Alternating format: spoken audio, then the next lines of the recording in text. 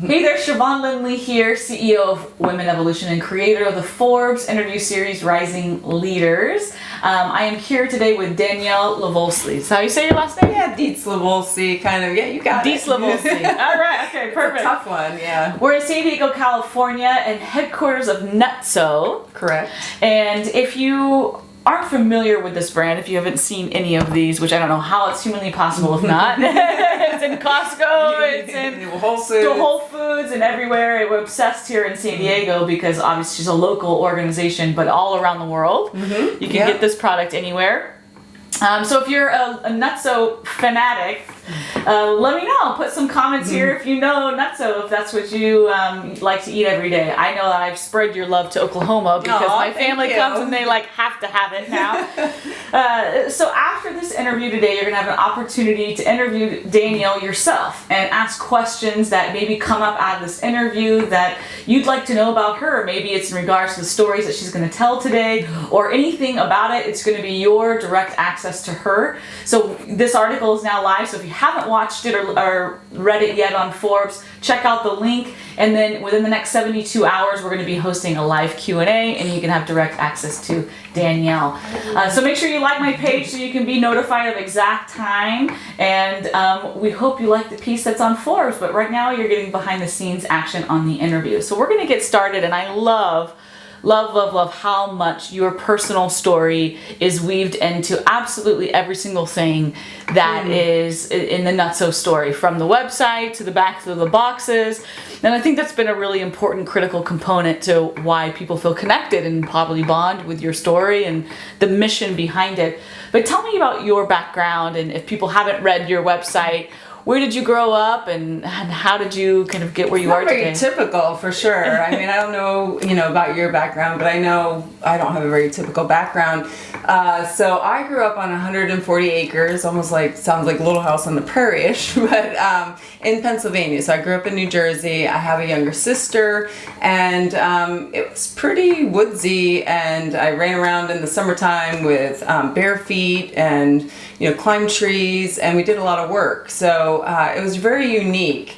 And for quite a few years, I almost was embarrassed to say where I'd rather have grown up in New York City kind of thing. But it was a really blissful, wonderful place. I mean, there was, not a lot of commotion going on. I wasn't growing up in a neighborhood with kids. We didn't celebrate Halloween, because where would you go trick-or-treating? Our nearest neighbor was 2 miles away at some point. So it was super unique, lots of work, but very family oriented. So grew up camping and huge gardens. My father would decide that we were going to maybe feed an army. I don't know. It was just rows and rows of corn and string beans and strawberries, and we had our own fruit trees. And so it was this magical place that I didn't know anything other than that. So it was pretty unique and cool. And what was it like going to school then? Where did you go to school? Yeah, so I would get on the bus. Shell and I, my sister Shell,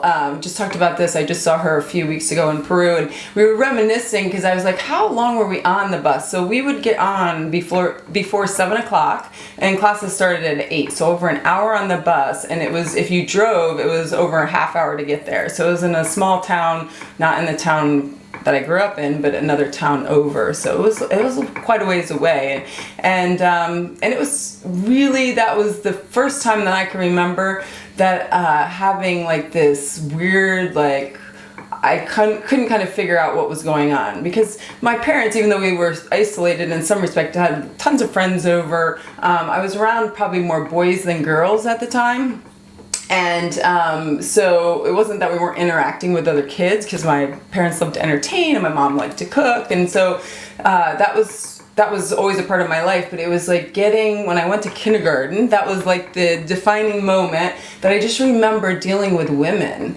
And I just remembered I was just taken aback because I felt like I didn't do anything wrong. One time it was I said I didn't want to play dolls, I think. I mean, it was kindergarten. And they would not talk to me for 2 days. And I don't know if it was just I got into this, I feel like having my own kids, there's definitely different groups of friends, that maybe I was just in this funky group for my age.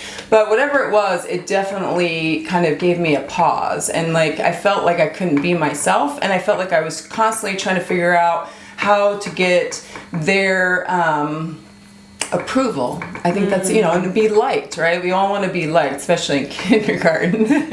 And so, and I felt like I was really raised differently because a lot of these kids were from small towns, small, but they weren't living on 140 acres and, going out and picking up firewood all summer long for their heat. So, I think I was balancing, trying to figure out women and girls at the time, and then my background that was so unique and not the same as everybody else. So it kind of started me off on this little path that I feel now I am super embraced, but I've done a lot of soul searching too. So. And how did this relationship with women progress over time as you got into the workplace? Yeah, well, so high school was complicated. I mean, I obviously had girlfriends and we did things, but I never felt like I could really be myself. And I really probably didn't trust women because I felt like they would talk behind your back and they were catty or they were jealous. And it was just, I was having a really hard time figuring it out. So I finished up my degree at Fordham University, and I ended up working in the city for a little bit, and I worked for men, so that was fairly easy. And I definitely had this tough persona, which is very easy for me. The jean jacket kind of like goes with me a little bit. And I love New York, which is definitely a kind of a tougher energy. But when things really, I felt like changed for how I felt about women and working maybe for women, I should say, was I had this boss in Connecticut. So my husband and I moved to Connecticut, Fairfield, Connecticut, and I worked for this woman. She was really pretty. She was probably 15 years older than me. She was not pretentious. She was not jealous. She was not, catty. Like, she was just this cool chick, if I can say. And she kind of maybe made me believe in women again. I don't know. Like, I just, she was just super an awesome boss. She really was. And just there for me, and I felt like I could really trust her and that she had my back.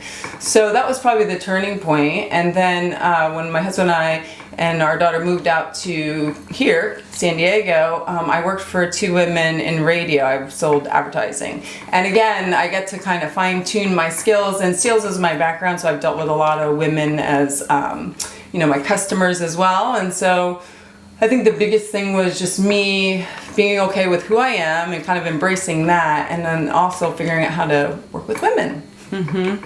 So what were some of the strategies that you used to, because your background, you only had really one really great example. Yeah. I had more, but yes. In the workplace, this can be challenging. Yeah. And so now you're working as a top ad exec at a radio station and trying to figure out how to, you're luckily very savvy in sales. So how do you learn how to work with women at this stage? Yeah, so I think some of it's maturity, but a lot of it was to honestly meet them where they were. So if I had a high intense client, say, just 2 sentences, not even a hello, Danielle, or whatever, I would kind of greet them in the same way. I wouldn't be quite as abrupt, but just, meeting them on the same level, being able to read a room, right? So just, and trying to find common ground. So if I had a client one time that we're actually dear friends now. She was a little bit of a pain in my ass for a little bit, and she would admit it. But we found a common ground that we had same age sons, and then she loved to camp. I loved to camp. And so she drove me out to Telluride, and that's how I'm in love with Telluride now. And, no way. Yeah, no way. I go there every summer. And so, we found a common bond, and then it was more maybe even her not trusting women as well. So when you can trust somebody else and you get them in an authentic place, like I couldn't obviously go camping if I hate camping, right? But it's like pulling out all the things that I like and finding that common ground in another woman, and just really, and not having any judgment, all the things I don't want somebody else to do to me, I can't do to them, right? So. Mm-hmm. But you also talked about the temper that you have too a little bit.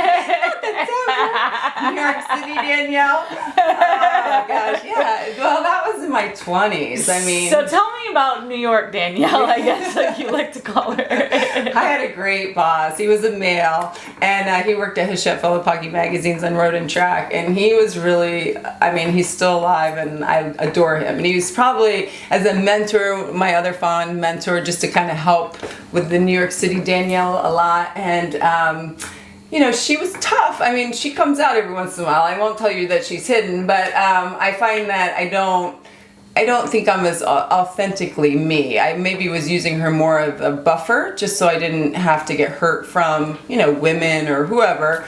It was just an easy place to go, because sometimes we just take what's the easiest, and sometimes being that tough facade is, you know, the easiest place. And I am tough. I won't say I'm not, but anyway, so in my 20s, yeah, I felt like I was in a boxing match. I really did. I felt like life was just coming at me at all angles, and that that's the dog. And then it was coming at me at all angles, and I really had to prepare myself for the next, you know, the next crossover hit. And it's a horrible way to kind of live life. And I mean, I've done a ton of yoga, and I'm really big into self-help.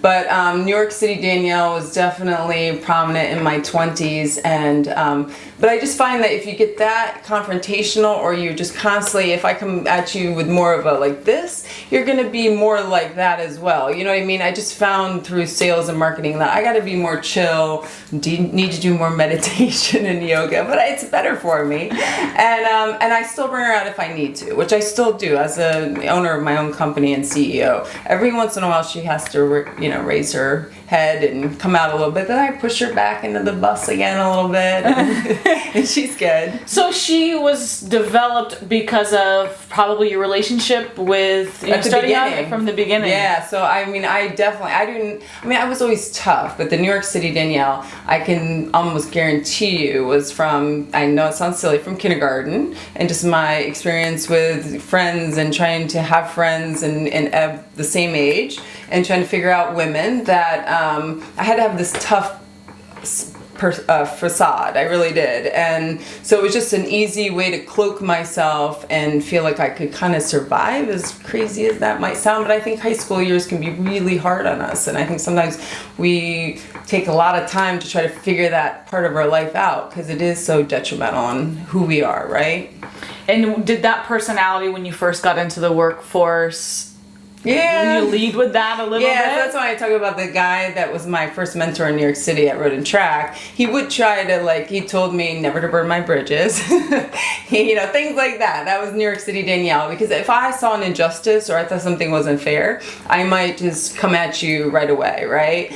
But there's always, a lot of times, whatever somebody's bringing into my surroundings has likely nothing to do with me. It's just they're dealing with something. Maybe their dad has cancer. Maybe they're going through a divorce. You know, there are multiple things that could be happening. And so I need to not take it on personally. And then I also notice that if I'm in a more like, hey, how's it going mode, I'm not getting that same negativity or kind of abruptness back. So it's been a full-on delving into my own psyche for, you know, a couple decades. It's taken a long time to get to this point, but when you had your first female boss that was everything opposite of what you would ever experience. Totally. I couldn't, you know, I didn't expect it, right? So when we're kind of taken aback, this we can be pretty, have no issues with being catty, super fair. Like, it definitely made me think, like, oh, and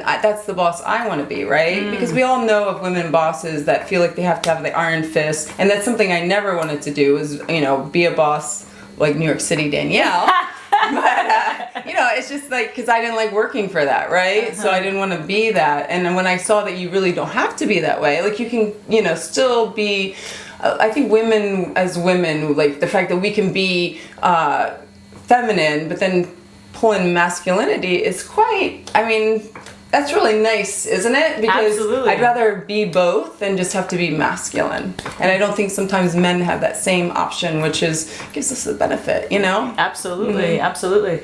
It's so interesting that you talk about it that way, and obviously the entire reason why we do these types of interviews is to kind of showcase all these different ways that women can lead, right? You know, a lot of times, a lot of the women that did make it had to do a really great job of adapting to a male style of leading. Totally. And, but not everyone. And there are a lot of women who have made it who can be compassionate and genuine, and most of these women are exactly that way in their personal life, but then you get into the workplace and it's like, wait a minute, I gotta get this wall up because I need to make sure that I don't get taken advantage of, or I'd be treated identically as the men. But it's like, you know, we want to be treated equally, and not necessarily identically. Touching on such a great point, because I feel like, and you know, now things have changed so much, but it still is a man's world in so many ways. And so it's an interesting thing to juggle, because in order to, I mean, even in the food industry that I'm in, there are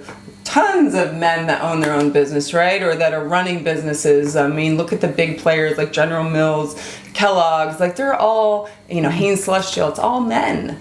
And so being able to be a strong woman, but still lead, like you said, with compassion and integrity and authenticness, I think that's really key. And I think it can be done. And like you said, there are women that have done it. So I love that part of your story, that how you knew it was possible was when you finally saw an example of it in the workplace. And it's so important, because you can't be what you can't see. No, and when you don't see it, it's hard to know how to be any different. I mean, I felt that same way, and hence why, you know, women evolution, right? It's that whole, the next level of what you can be when you understand that. And I love how you've reached that now, and now you're super chill, relaxed, flip flops, and your jean jacket, your nutso shirt.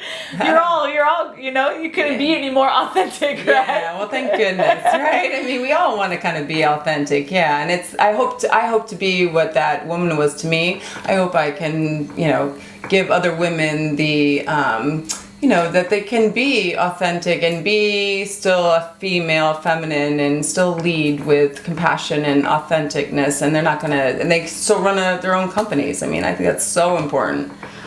You have this part of your story where I think it was due to yoga and coming to California, where you were presented with an opportunity to, because you had already had this transformation and saw that you could lead a totally different way and have all of those components, and you were almost like, well, I need to get New York Danielle needs to disappear because she's not helping anybody.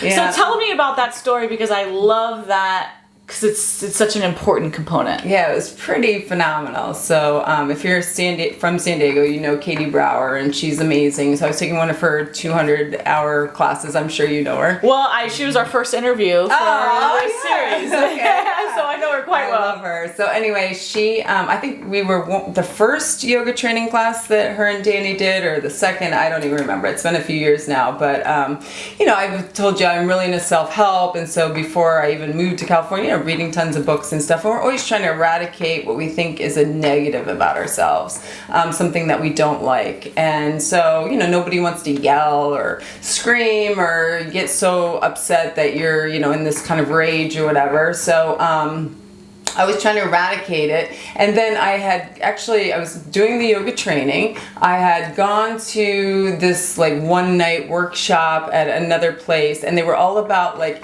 writing down whatever you're trying to get rid of. So for me, I took that as like something personality wise. And so, there's no coincidences. So I wrote down probably my anger, my temper, or whatever, because I definitely could get spun up if I had to. And then you burn it, okay? So that was on a Thursday, and we would do yoga training Friday, Saturday, and Sunday.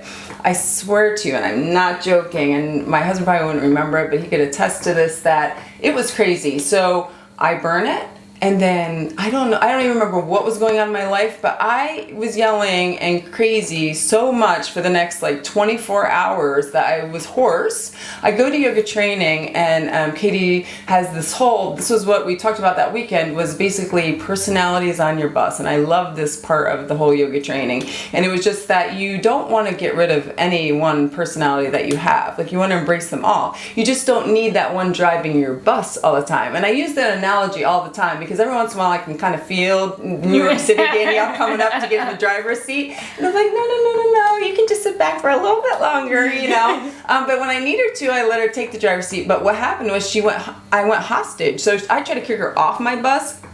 She freaking took the whole bus over, and she just started driving like a crazy person, and she took over for a good 24 to 48 hours. It was crazy. And so when I finally was like, okay, I love you, I'm not trying to kick you off, but could you just sit in the back a little bit?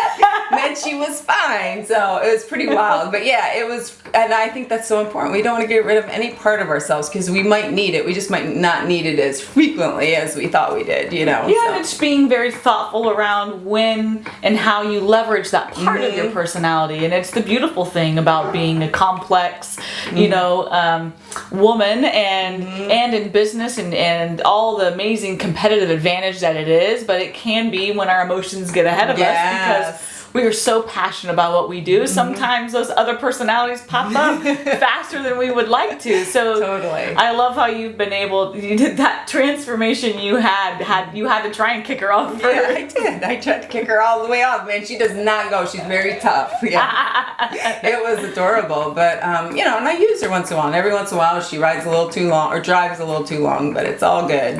When do you let her come out?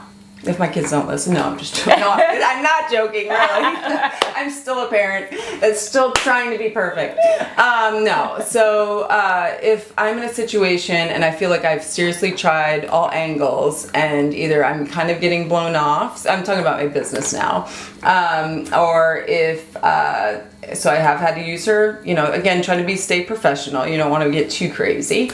Or if I saw somebody being victimized, I definitely stepped into a couple situations where I didn't really think about it, and you just kind of, New York City Danielle comes up. I was at a local, my kids were getting their haircut, and this guy was wrapped around the axle because he had a $20 bill, and in Carmel Valley we've had they've been counterfeit $20 bills, and I knew this from my daughter who worked at Starbucks. And so I'm just sitting there, I'm on my phone, I'm trying to mind my own business, and both my boys are getting their haircut, and this was probably like 2 or 3 years ago now.